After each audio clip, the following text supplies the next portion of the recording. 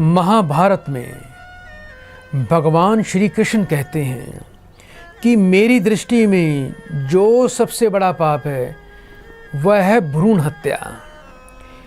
द्रोणाचार्य के पुत्र ने अश्वत्थामा ने उत्तरा के गर्भ में पल रहे गर्भ को नष्ट किया था।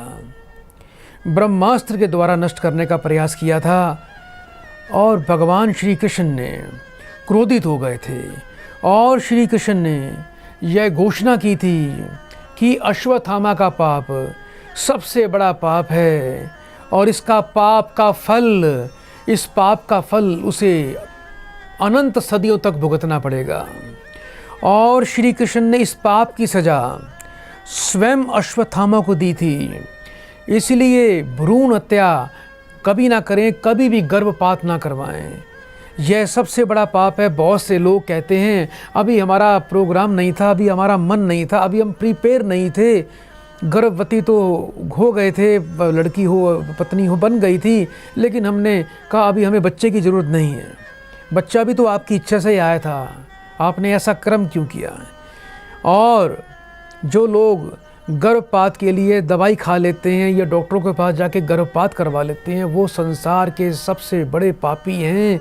वो इतने बड़े पापी हैं, उनका पाप क्षमा करने लायक भी नहीं है। सोचिए, आज कोई माँ बाप यदि दुखी होता है अपने बच्चे से, यदि कोई बच्चा अपने माँ बाप को गाली दे देता है या अपशब्द बोल देता है या उसकी बात नहीं मानता, तो हम ये कहते हैं ये कलयुगी बच्चे पैदा हो गए। और ऐसे माँ बाप जो उस छोटे से जीव को जो पेट में पल रहा है, जो जान है, उसको डॉक्टरों के पास जाके या तो दवाई से जहर के द्वारा मार देते हैं या उसके ऊपर कैंची चक्कू चला के उसको काट काट के उसको बाहर निकाल दिया जाता है। तो ऐसे माँ बाप को आप क्या कहेंगे? सोचिए कि जो माँ बाप अपने ही बच्चे का कत्ल करवा रहे हैं, उनको जहर दे रहे हैं और उनको काट काट के उनको शत विक्षत कर रहे हैं, ऐसे पापियों को कहीं सज़ा में कोई कमी नहीं। उनको जन्म जन्मांतर ऐसे पापों की सज़ा झेलनी पड़ेगी। उनका पाप कभी क्षमा लायक हो ही नहीं सकता।